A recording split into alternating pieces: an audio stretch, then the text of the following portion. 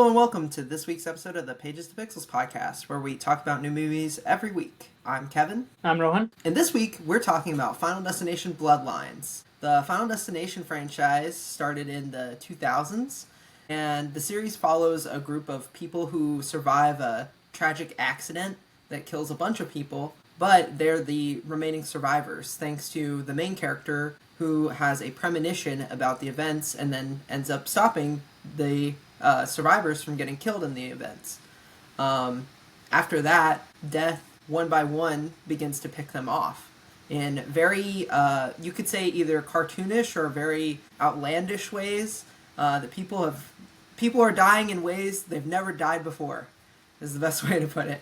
Final Destination Bloodlines is no different, except in this movie, it is going based on the family lineage of the person who had the premonition long ago for the accident. And so Death has a completely new design in this film. Rohan, you haven't seen a Final Destination movie before. What are you doing? What did you make of this movie? Yeah, this is my first one, and I didn't know what to expect really. I know that the franchise is obviously popular, but then usually there is the whole, when you get like 5 or 6 movies in, and when it's going on for this many years, generally franchises tend to get a bit stale. Uh, but I mean, I checked this one out, and I thought it was a lot of fun. Um, it didn't say, I don't think this is gonna be one of my like top 10 movies of the year or anything like that. Uh, but I had a good time with it. It's kind of like you said, where it's just these crazy, outlandish deaths that you're watching. Um, and yeah, it does get brutal and gory, but that that bothers some people. It doesn't bother me.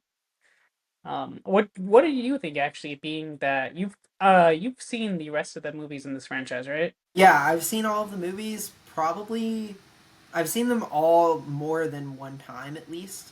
Um, I remember when I was a kid, the first of the franchise that I saw was actually the third movie, because we got it on DVD, and I actually mentioned it last, I believe it was last episode in Until Dawn, that in the DVD you actually could get alternate scenes if you played through a certain version of the DVD. You would get to choose Oh how the yeah. movie went about, and I thought that was really cool.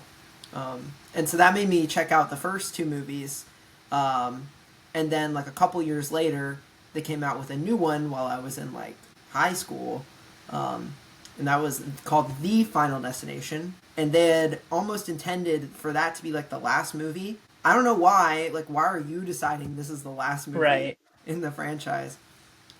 So that never happened, and the movie was so bad that they made a fifth one, um, like a couple years later. And then this is the first entry in like 10 years. So, yeah, I've been following it for a long time. I love movies like this, they're like candy to me. So, yeah. Yeah, it's interesting that it took so long to get this one, because from what I gather, people actually liked the one that came out before this, right? Um, so yeah, I really wonder why it took so long to get, why there was such a big gap. Yeah. So I'm unfamiliar with who directed the fifth movie, but there is a little bit of a backstory. So James Wong was the original director of the first and the third movie. Meanwhile, David Ellis was the director of the second and fourth movie. And it turns out he actually did a lot of he did a lot of work on like other films, but he ended up dying. So a lot of the main two Oh, people that were involved in the project, like James Wong, went on to do other productions, and then he passed away sadly. So I feel like the franchise was just kind of left to New Line, and they didn't really know what to do with it. got it. That that's actually really tragic. I didn't know that. Yeah. I mean, and this is actually the final one with Tony Todd as well. Hmm. It's kind of his send off, and that scene was, I mean, that scene with him, and we're going to spoilers here. I think that scene was my favorite scene in the movie. It really feels like because I believe they shot that after. And correct me if I'm wrong, I think he died of cancer, and I think they shot that Hmm. after he got his diagnosis. Yeah. So there is a layer where it's the character because he said that, hey, like there's nothing I can do anymore and Hmm. death is coming for me, and he's kind of accepting it. But it's also kind of the actor accepting it, kind of the actor saying goodbye to the fans. I thought it was a great scene.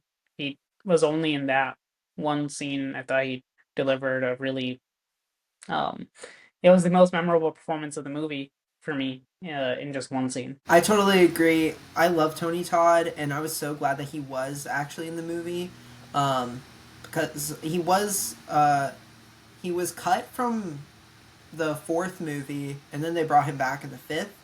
Um, but in this one, I was wondering like, what is his role going to be? Is he just going to kind of reprise this role? His character's name is Bloodworth in the movies, by the way. Um, Yeah, they it's not really it's not really mentioned that much, but in this movie we actually get a backstory for him, which is really cool. Yeah, Um, they tie it together with Iris. mhm. Yeah, with Iris and the first premonition, and we'll talk about the first scene soon. But just to cap off with Tony Todd, what an amazing performer with just like a great legacy. He was Candyman. He was also in Platoon. He's just a Hmm. great performer, and in these movies, like he kind of is like the lifeblood of Final Destination. Like he is the character that you remember because he's in so many of them, and he also just thematically means so much. Like he is kind of like a representative of death, and I agree. In his last moments, it's like him talking to the fans. He's saying, Yeah, "Live your life um, to the fullest," and I think yeah, that's there's not much more you can ask for other than that. yeah. I think my favorite Tony Todd role was in the CW The Flash show. Uh, Well, I didn't know he was in that. he voices one of the villains named Zoom, I believe, in season 2. He doesn't play the villain because when the character takes off his mask and he's like the normal guy, um, very different voice, very different actor. But when he has the mask on, it's like a Darth Vader situation. It's James Earl Jones, but then mask off, it's someone else. I can't remember the Yeah, name. That's kind of how it was with the Flash, and I thought his voice was just perfect and menacing, and it worked super well. And this one, it was like he still has that deep, almost gravelly voice, but he is definitely playing the role of the archetype of the wise old man, not like a villain. yeah. That's just kind of what his like. I guess you could say his shtick is, but he just Hmm. plays it really well. He could be really scary, but he. I think at the end of the day, Tony Todd looks like a teddy bear. Like he seems like a really nice guy. Yeah. Um, Rest in peace. So, I wanted your thoughts on the opening scene because this is the first Final Destination movie where we actually do not take place. We don't start in the present day. We start in the past, and then we flash forward. And so there's this big set piece scene on the Sky Tower. Hmm. Uh, what were your thoughts? So, um, so I expected a lot of the carnage to happen. Well, one, I kind of knew what I was going into. Two, I did see in the trailers that there was a bunch of carnage in the Skyview. That's the name of the restaurant, I believe. So I mean, I expected it. I was waiting for it, and I actually think the way that it was done um, was pretty good. I not for a second did I buy that, it was the 50s. It definitely felt like, there are certain movies where you watch it and it's like, okay, this is a scene that takes place in the 50s. And then there are certain movies you watch where it feels like you're transported into that time period. I think Hmm. this movie did the first where, okay, it really feels like very, a little bit campy where like all the 50s stuff was super exaggerated. But I Yeah. think what they did really well is um, they played with kind of Chekhov's gun, but instead of Chekhov's gun, and if you don't know what Chekhov's gun is, basically if you see a gun in a movie, at some point it's gonna go off. In this, it was Chekhov's penny, Chekhov's frying pan, Chekhov's little uh, chandelier glass, and all that. there was so many moments where you're like, all right, they're building this and you're expecting something to happen immediately, but it's like, no, before that, it's this also, and then this, and then that. And I was just like, when is it gonna happen? When is it gonna happen? And like, and then you just saw the carnage. And Hmm. again, not me not being familiar with the franchise, I didn't even I knew people die, but I didn't know the general concept of, hey, there's death and everyone's gonna die. So in that moment, it's like, okay, I was like, I know the husband's dead. I know most of these people are dead somehow, but then I was like, okay, Iris and the little kid who ends up being Tony Todd, somehow they're gonna get out of this. And then the more stuff that happens, I was like, how is she gonna get out? How is she gonna get out? And then she died. And I was like, okay, I didn't expect that. And I was like, maybe Very we're gonna go graphic and too, with her ring finger, like, yeah, ugh, that yeah. was so nasty. And I was like, okay, maybe we're gonna go into the future, and it's gonna be someone haunted by that past. And I knew it was like the granddaughter thing, but then I'm like, wait, how does she Hmm. have a granddaughter if she dies? And then you find out that, oh no, she doesn't die, but it's a premonition. That's something that I Hmm. didn't know, and I thought it's like, okay, that's cool. So they're gonna use that to try and survive, which is kind of what they did um in the rest of the film. Hmm. I do think the main character, she wasn't actually. You know what? I'm getting ahead of myself. I want to hear your thoughts on the opening. Well, I really want to shout out the editing team. I think they especially do a really good job of building up that moment. Yeah, All of the all of the domino pieces are lined up. You know, like if you're a fan of the Final Destination movie, you're like, oh, we're going up the slope. We're got to go down the yeah, roller coaster. Like we know what's gonna happen, and there's people who are new who haven't seen it. They're about to get like thrown for a loop yep, because there's a lot of crazy, not just crazy deaths, but just like I think the moments of editing, like cutting between scenes, there's a lot going on, and they're able to make it really jam packed, and they've got this like set that really feels like alive with all of these people in it. I thought especially like the shout song, like in scene, like where they're yeah. performing, that is just a great song to like build up to the disaster and Hmm. the cutting, like the way that they're cutting, like it's getting all up in the sweaty singer's face. Like everything about that scene was just such a good opener. It's one of my favorite premonitions. Not to spoil the other movies too much, but I will say in terms of premonitions, I think it's probably my second or third favorite behind the first movie, which is a plane crash, and the second movie, which is definitely my favorite one, which is a highway on ramp crash. The reason that why that one's my favorite is one, it has the iconic log truck, which we saw in all the ads, and the second is it has a lot of practical effects, which I think that with the practical stunts in the cars, I think that one just kind of elevates it more than this one. Because if I have a Yeah. critique of this movie, I think the over reliance of CG in some areas does kind of hurt it for me. But I understand it's a Hmm. modern movie. I can't really do anything about that. But um, I don't know. I thought it was a lot of fun, and it did set up really well. You wanted to talk about Stephanie. I say let's let's talk about the characters in this film. Like, what were your thoughts on them? Usually, we get like a plucky group of teenagers or a group of random survivors that are kind of like forced to work together. But this was a family who have an established relationship. Yeah. And obviously I can't compare it to the others in the franchise, but as you said, there's plucky teenagers. That's kind of what a lot of horror movies tend to have. I mean, we just saw it with Until Dawn last week, and I I kind of preferred the route that Final Destination took. Just it just stands out a little bit more, and I feel like there are more when the big death sequences aren't happening, there are more places where you can pull for drama.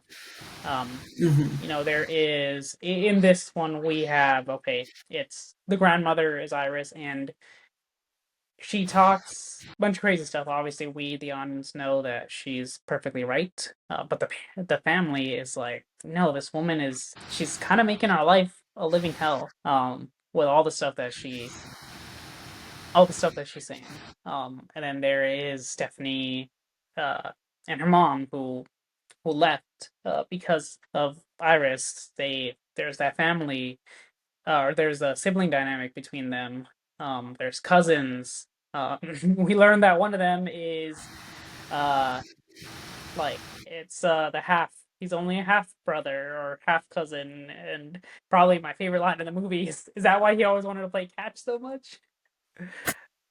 Um, Right. Is that a reference like a is there like a, is wait, is her so for context the Eric character, the Aunt Brenda who's his mom is actually like had an affair with Uncle Howard. But who's the name that she drops? Is it like a celebrity or something? Or is I it don't I know. didn't understand the like I laughed at the joke, but I wonder if it was like a baseball player or something cuz I didn't understand what it was. Yeah, if it was a reference to a real person, I don't know what the reference was to.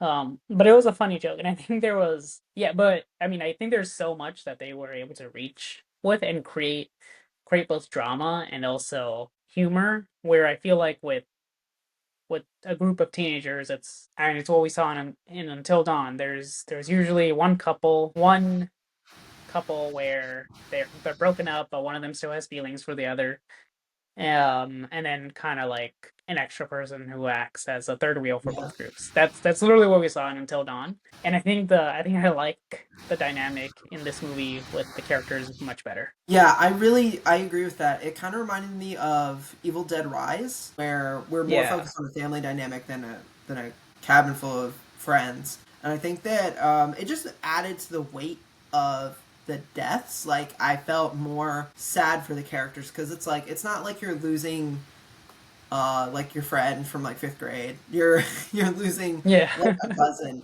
who you spent your life with. You're losing an uncle. right. And and every character has like a different meaningful relationship with someone. So really, I thought that the performances in this were at an all time high for the franchise. Actually, I think that even though I don't really know most of these actors, I only know um, Teo Briones from the Chucky franchise. He's Charlie, the younger brother of Stephanie. Oh, okay. He's in the Chucky show, but everyone else, I mean, I don't really know what they're from. But I thought that they did a good job of either being like obnoxious, funny. In the case of Bobby, like, adorable. Like, what was? Why was he? He was the one that had the peanut allergy. He was like Oh, okay, yeah. I so meek, was and then but he was so like nice, and you felt like really bad because you know what kind of movie he's in. yeah.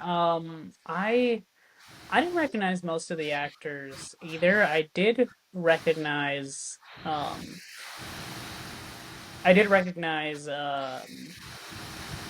the actor who played Eric. I and the place where I recognize him is the same place where I recognize Tony Todd, the Flash.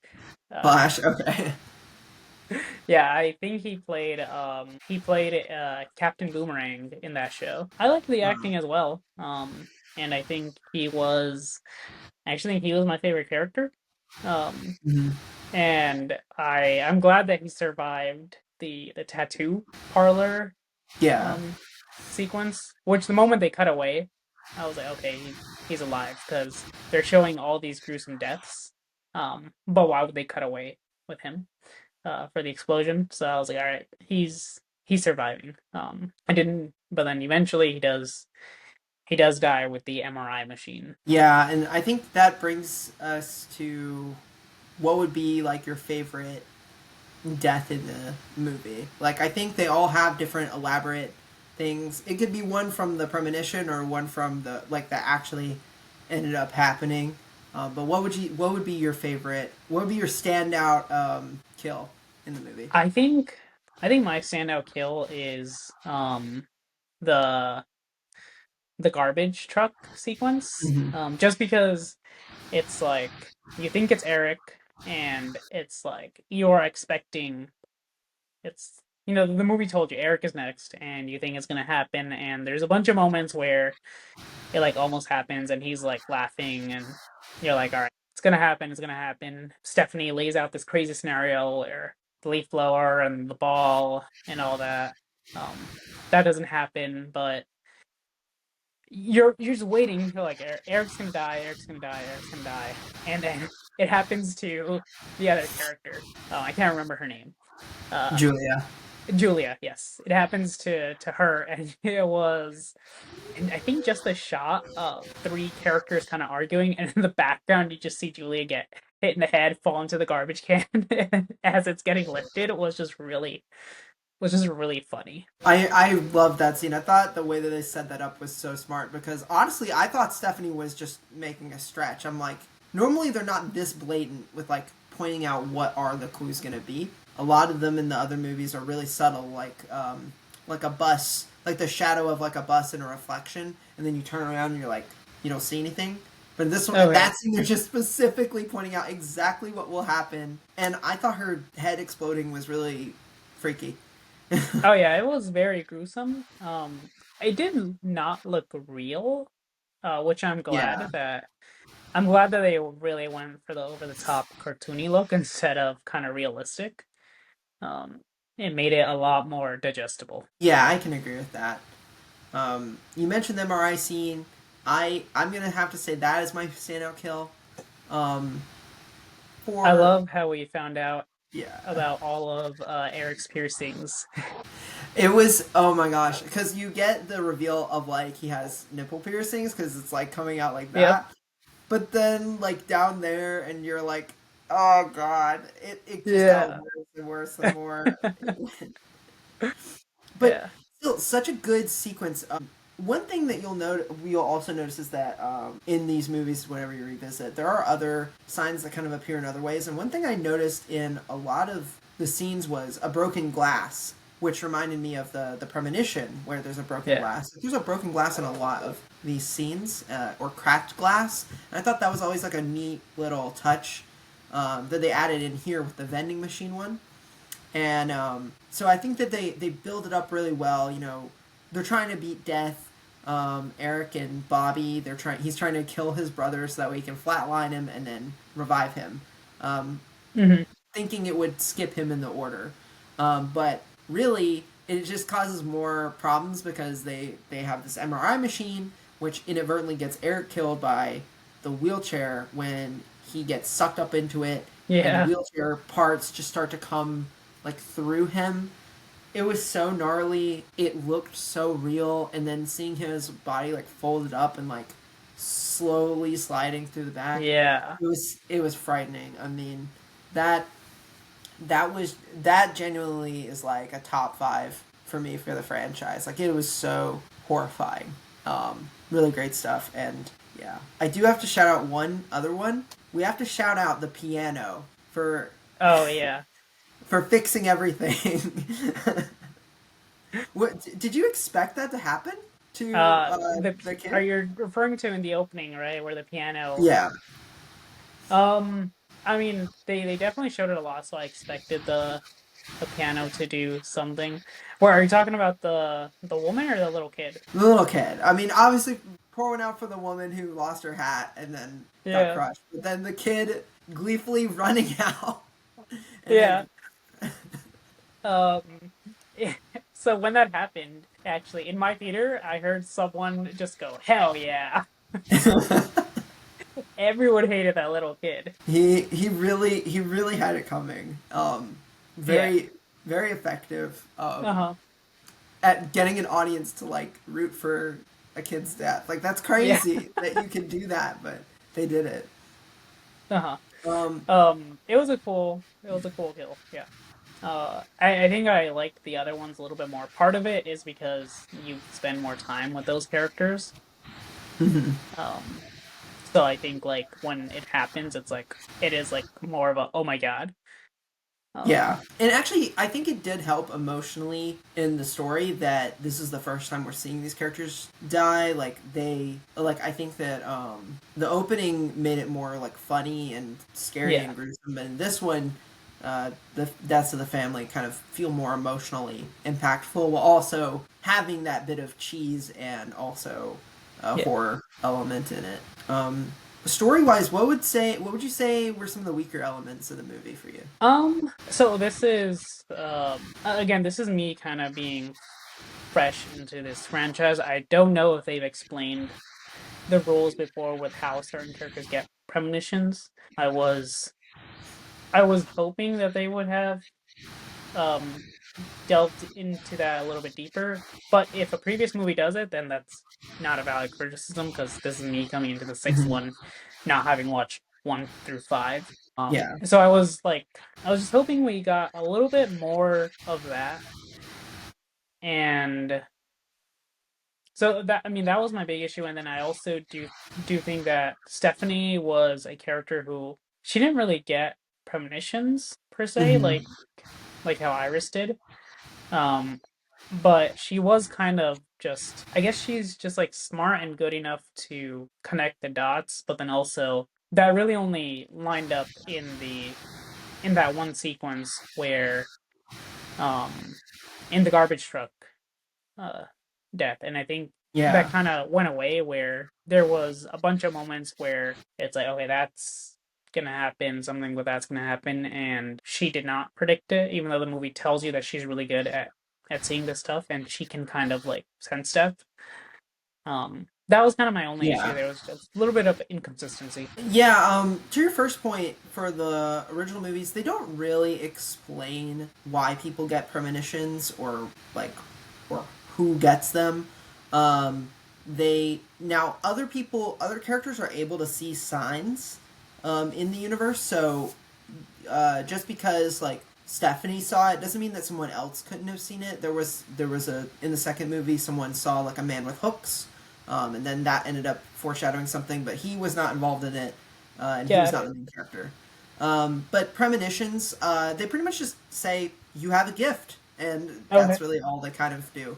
Um, Got it. as for as Stephanie, though, I do understand like it's weird. She's getting a dream of her grandma's premonition, so I feel like that's supposed to be like inherited. Yeah. But Stephanie never really had a moment where she had a vision. I almost wish that they did do that. Like if Stephanie had a vision about something, then maybe it could have helped in a situation, and it would have been like, oh, like Exactly. I have my grandmother's gift.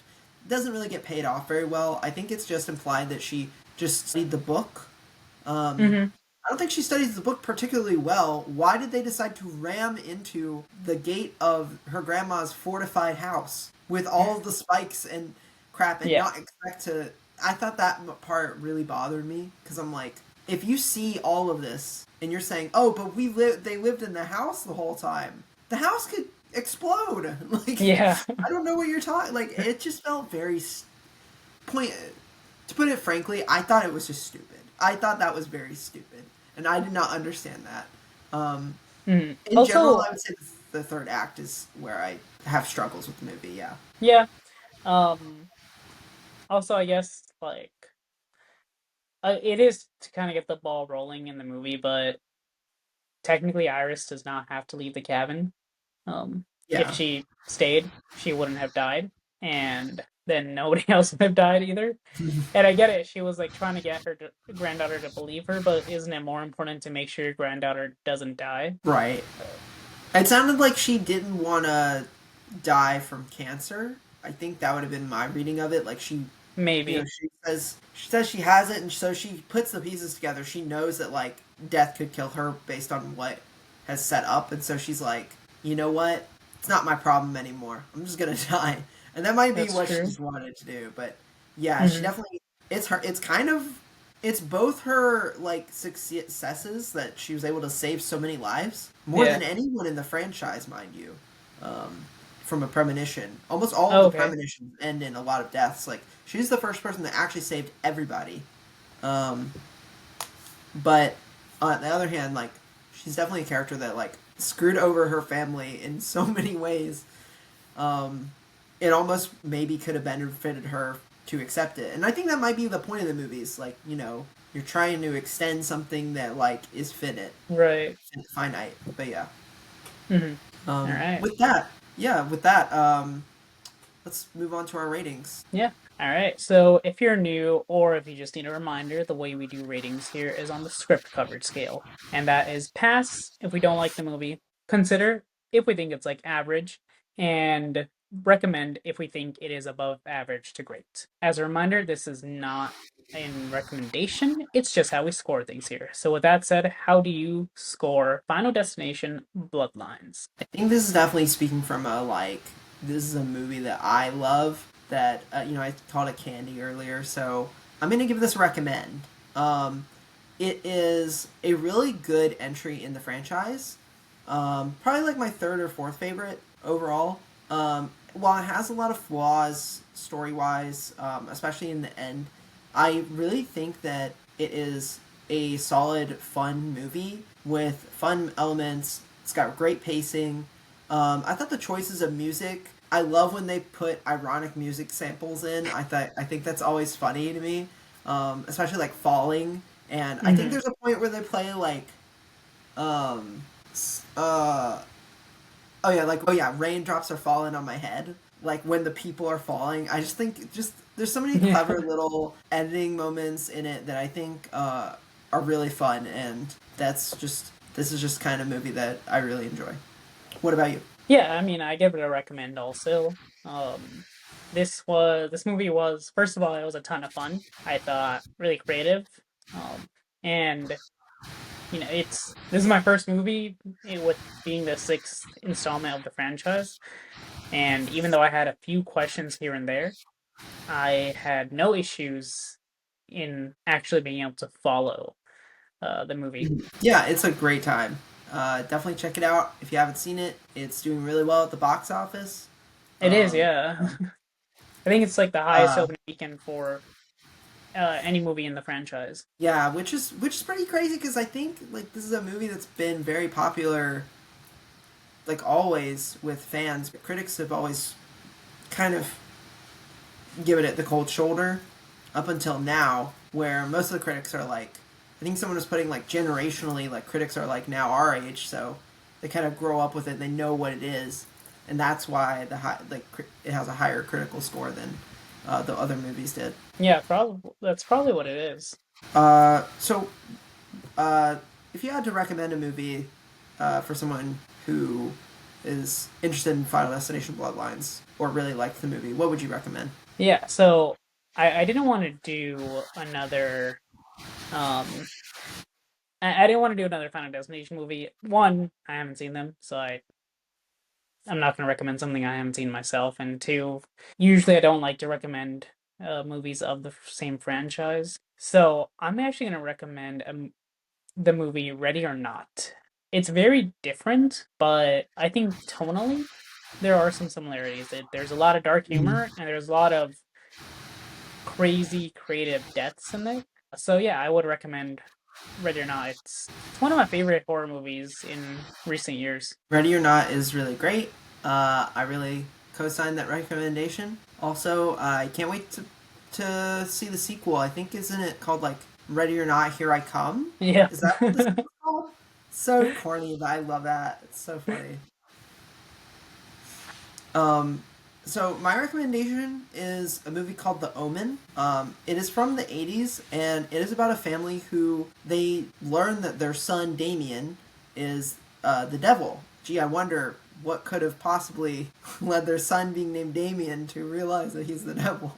And what ensues is a bunch of people that are in their lives end up dying in very strange and mysterious ways. It's kind of like an early version of Final Destination where characters are being killed by like objects in kind of like fantastical ways, as opposed to like I don't know if the kid were to be killing them. It's a really creepy, scary movie, but the deaths in it kind of uh, take it to an absurd level, kind of like the Final Destination franchise. And so I think if you like this franchise, you would like that movie. I haven't seen the first Omen, which came out last year, um, which is funny because it's called the first Omen, but it's like the third movie. But yeah, Yeah, I mean, it's like how the first slam dunk is the first slam dunk, but it's the ending. It takes place after the anime and is the ending of the manga. what are we doing here with these titles?